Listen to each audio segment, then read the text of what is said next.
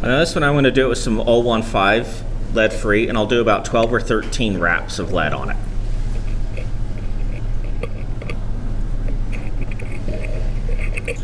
Uh-oh. Caught it on the hook tip.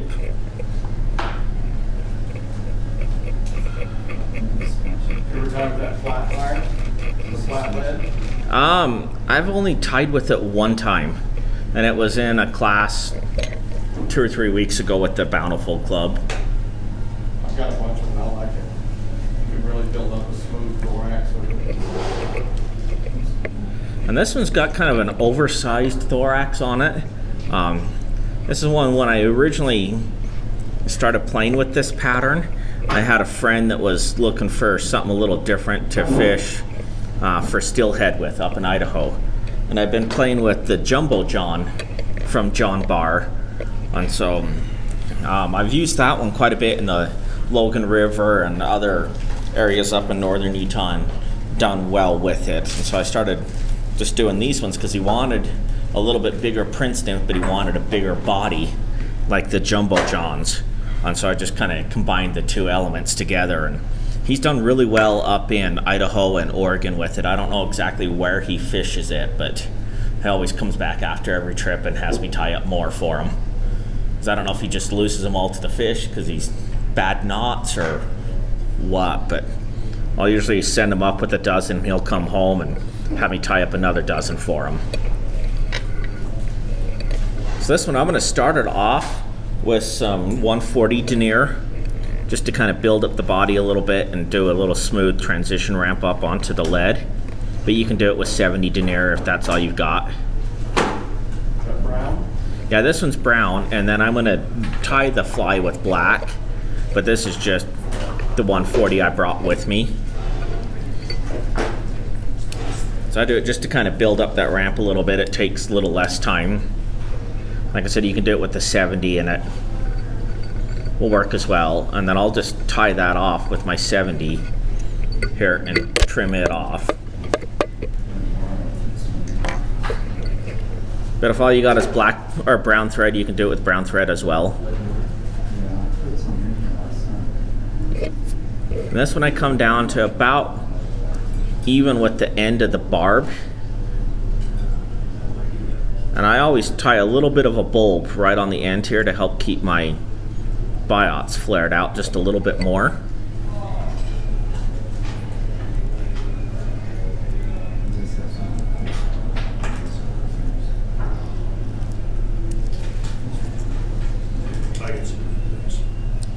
And then this one on the tail, I tie it about as long as between a half to a full hook gap width is the length of my tail.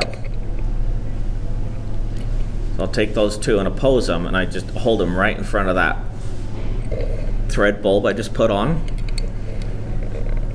And then when I get them right in position to kind of cinch that thread down, it helps flare them out just a little bit more. Then I'll take those biots and I'll just tie them down right across the top of the hook. If I have ones that are a little bit longer, or if I'm using like the 020 lead, I'll tie them right down to the lead and then clip them off, so it'll just help smooth that transition up onto the lead a little bit better.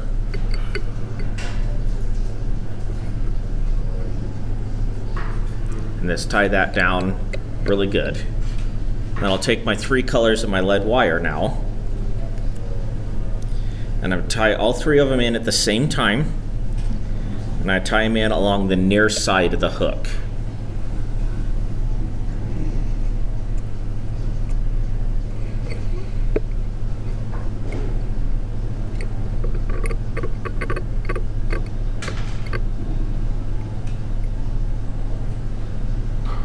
I'll wrap that down all the way to where the biots are, or where I tied those off, and then I'll bring my thread forward again.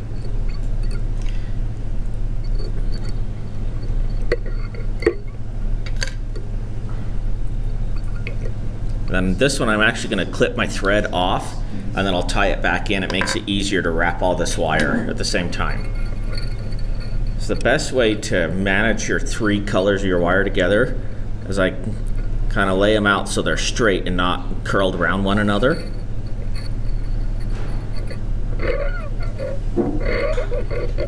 And then I'll pull them towards me and keep them tight.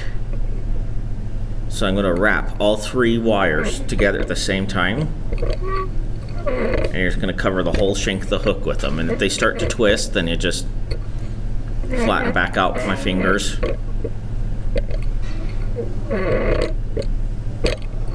And just keep wrapping it up.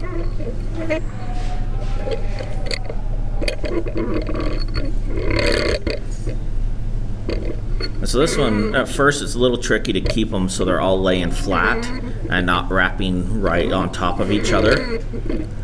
So if you start getting too big of a bulge, then you've got to kind of unwrap it, go back over and fix it, and then keep wrapping forward again. So I was keeping constant tensions on that wire, all 3 pieces at the same time. Brown biot? Yep. Okay. I got some. Oh yeah, brown biot, and then you'll do white for the wings. So I'll wrap those up to just past where the lead ends, kind of at the start of my thorax. I'll tie my thread back on, and then tie off the wire.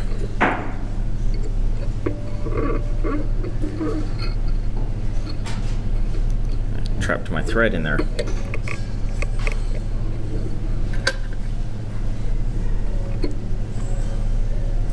And then one thing that I found that works really good to cut all of these off at the same time, so I just take an old pair of fingernail clippers and use those to clip them off. Because then I can get right down close to where I tied it off and be able to cut it as flush as possible.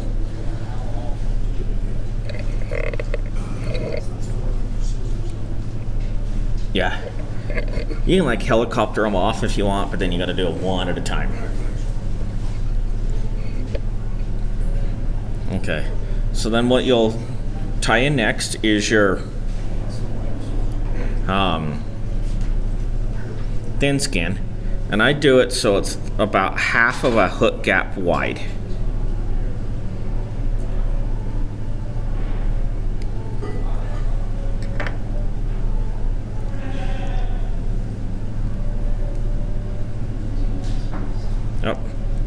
Except you actually got to tie your flash in first, so that'll be the last thing to go over.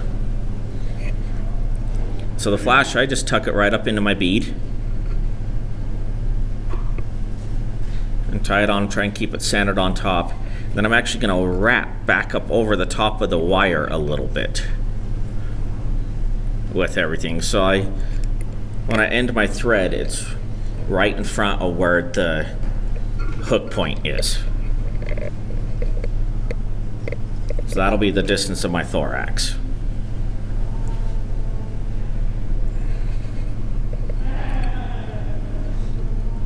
I'll take that thin skin next, tie that in right on the top of all that.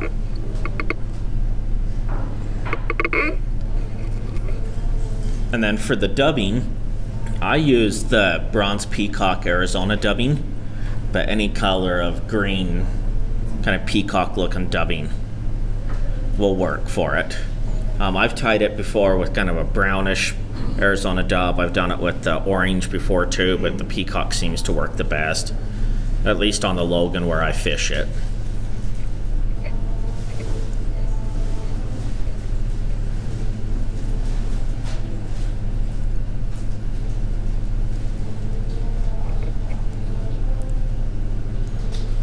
I'll take it and just dub that thorax up. I do a fairly healthy sized thorax on it.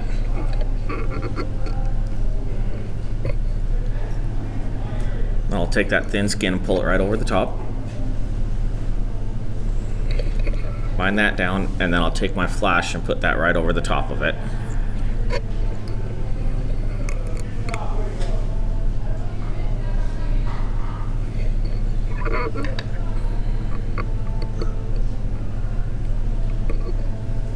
Put that off, and then I'll do the next step is your 2 white biots for the wings.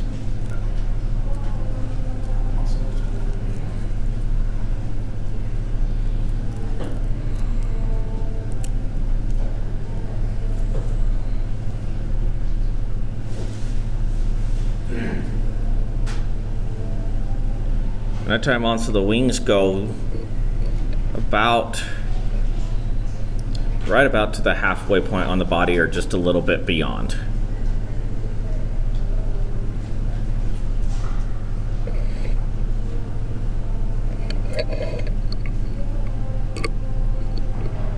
And then if I were going, like when you go and coat I'll usually put a little bit of UV resin or something right across the back of that flashback just to build it up and help with the flash. I'll put that on first before I tie the wings on.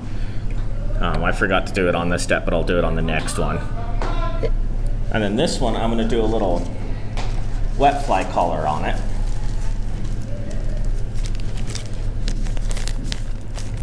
So I'll take just a little piece of henback. And, this one I'm using just a bronze henback feather for my wet fly on it.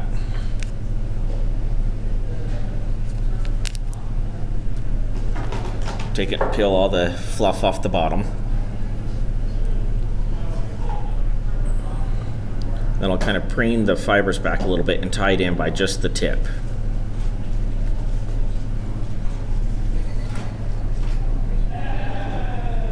What kind of hen was that? Just a brown? Yeah, it's just a mottled brown. Now tie it in with the shiny side up.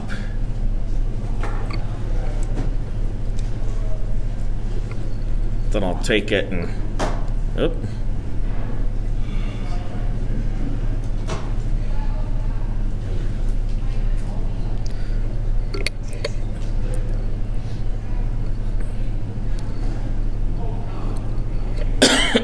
Excuse me. Now let's kind of moisten my fingers a little bit and just kind of preen the fibers back. And just 2 wraps.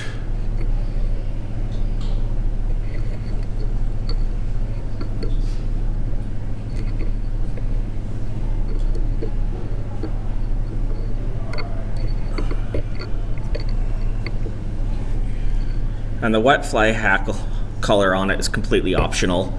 I fish it both with and without. My buddy that fishes it for the stillhead prefers to have the color on it, but it's been effective for me both ways. So it's completely optional whether you like to put it on or not. Then after I have that on there, I'll just kind of hold those back with my fingers. Do a few more wraps just to kind of secure it all down, and then wet finish it.